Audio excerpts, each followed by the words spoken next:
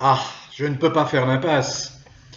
Je ne peux pas faire l'impasse parce que depuis 3 jours, les médias couvrent leur une de ce petit événement qui s'est produit ce lundi 11 décembre, lorsqu'à 17h45, la présidente de l'Assemblée nationale, fort contrariée, annonce le vote de la motion de rejet de la loi immigration. Oh, coup de tonnerre parlementaire, tout le monde se jette sur cette information pour dire ça y est, c'en est fini, Macron est fini, Darmanin démission, et blablabla, et blablabla, et blablabla. On fait ses choux gras, on alimente la controverse, on se demande, on pose des questions, on se dit ça y est, la Macronie, c'est fini. Bon, stop, stop. D'abord, qu'est-ce que la motion de rejet? Qu'est-ce qu'une motion de rejet? Tout simplement. Une motion de rejet, eh bien, c'est lorsque un groupe parlementaire, et c'est prévu dans le règlement de l'Assemblée nationale, un groupe parlementaire décide, avant même la discussion d'un texte de loi en séance publique, de déposer ce qu'on appelle une motion de rejet préalable. Et cette motion de rejet préalable visait la loi immigration. La même possibilité existe au Sénat, qui s'appelle la question préalable. Et cette motion de rejet a été déposée par les écologistes. Et après 2 heures de débat tendu, pour ne pas dire houleux, la motion de rejet a été votée. Mais votée par la quasi-totalité des groupes parlementaires, à l'exception, bien sûr, de Renaissance. Ça me gêne de les appeler Renaissance, les macroniens, parce que c'est Renaissance quoi? C'est Renaissance du pétainisme, de l'ashlag, de tout ce qu'on déteste. Renaissance de l'affairisme. Bon, bref. Horizon vous savez, dénommé Philippe. Et le modem, vous savez ce qu'on peut en penser, le modem, le ventre mou, le marais, un coup à gauche, un coup à droite, un coup au centre, un coup au-dessus, un coup au milieu, les intérêts, quoi, le modem. Et c'est ça qui est parfois désolant, et surtout, qui est souvent désolant, le groupe Lyot. Lyot, de Courson, etc.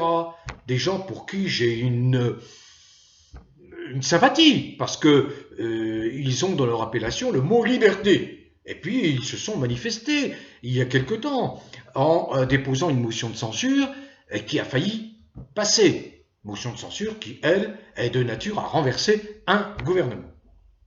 Alors que là, non. Il s'agit d'un texte de loi qui est rejeté. Ensuite, que va-t-il advenir de ce texte? Je ne vais pas rentrer dans le détail de ce texte, parce que c'est une loi fourre-tout à la Macron, qui essaye de ménager tout le monde, les uns, les autres. Bon, bref, à vouloir ménager la chèvre et le chou, on finit par perdre son âme quand on en a une, alors que Macron n'a pas du tout une âme. On est bien d'accord là-dessus. Macron, il faut le virer le plus vite possible. Et je trouve que là, c'est la raison pour laquelle je prends la parole. Je trouve que là, quand même, vous, les députés, vous vous foutez de la gueule des Français qui vous ont élus. Vous venez de faire la démonstration depuis que vous êtes en position de force, parce que vous avez la majorité, parce que c'est vous qui détenez véritablement le pouvoir depuis les élections législatives de 2022, c'est la première fois que vous manifestez enfin votre pouvoir. Mais que ne le faites-vous pour enfin pas faire passer une loi pour destituer Macron? Vous avez tous les outils pour le faire. On vient d'en avoir la démonstration. C'est ça qui est dramatique. Ce qui est dramatique, c'est qu'effectivement, bien sûr, dans l'absolu, lorsqu'on apprend que 270 députés appartenant à la gauche, à la droite, les Républicains, etc., le Rassemblement national, ont contré le peu reluisant Darmanin, qui a donné sa démission à Macron, mais qui, Macron, l'a bien évidemment refusé. Et il préfère ces gens de cette qualité pour l'entourer que de prendre de véritables personnages politiques à la bonne épaisseur, à la bonne dimension. Non, il a besoin d'être entouré de personnes qui lui ressemblent. Alors voilà, 270 députés, la majorité est de 268.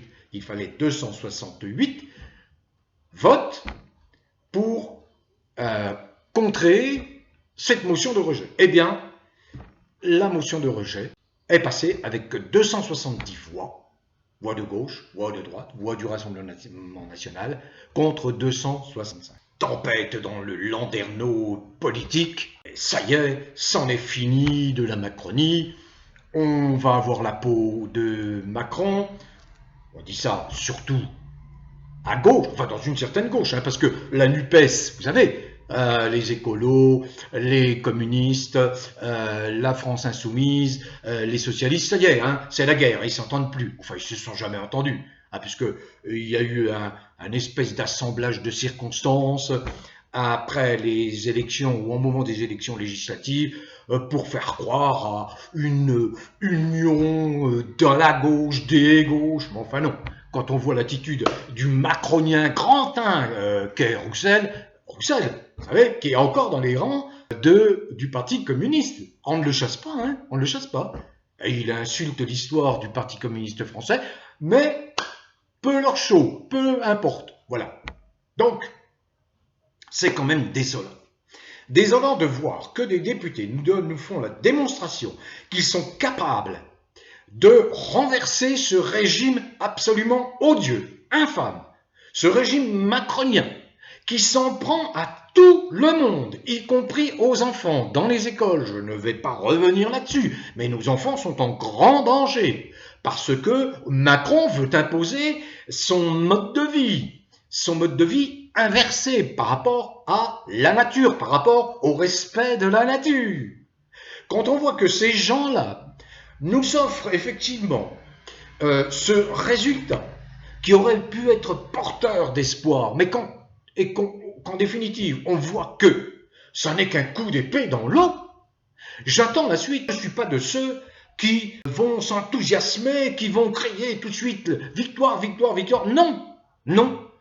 Comme je viens de le préciser, quand je vois qu'un groupe comme le groupe Lyot soutenait Macron, alors qu'il y a quelques mois, c'était l'inverse, je dis c'est quand même le bordel dans cette Assemblée nationale. On est dans une crise de régime, ça ne date pas de Macron, hein, depuis plusieurs décennies. C'est tout ce système français qu'il faut renverser.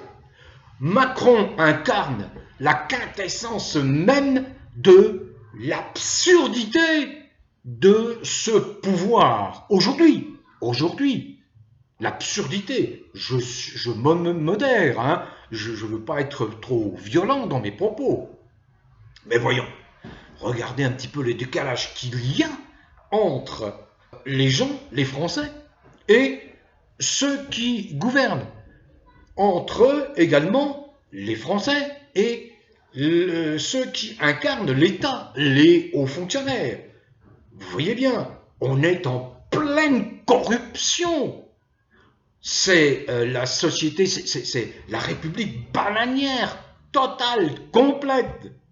Et il ne suffit pas de le dire, on le constate au quotidien, tous les jours.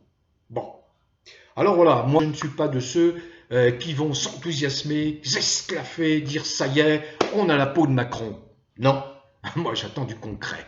La seule chose qui me fera réagir et bondir sur mon siège, c'est lorsque les députés auront le courage, j'allais dire les de se rassembler et de déposer un projet de destitution. Il suffit qu'il n'y en ait que 58 qui le fassent, 58, sur 577, 58, 10%, pour qu'enfin la procédure de destitution soit enclenchée. Et à partir du moment où elle est enclenchée, quelle que soit l'issue, Macron est mis en très grande difficulté.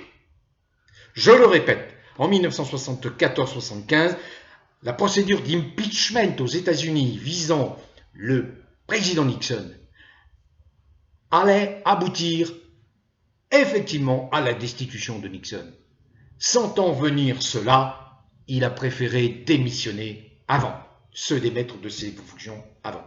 Donc, je le rabâche, je le dis, destitution, destitution, destitution.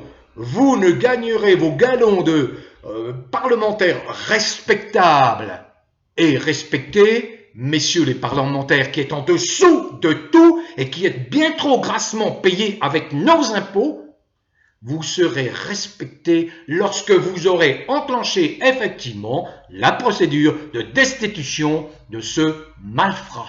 Bon vent à tous. Continuez à cultiver le bien-être, portez-vous bien, prenez surtout soin de vous en cette période d'hiver. Bon vent à tous.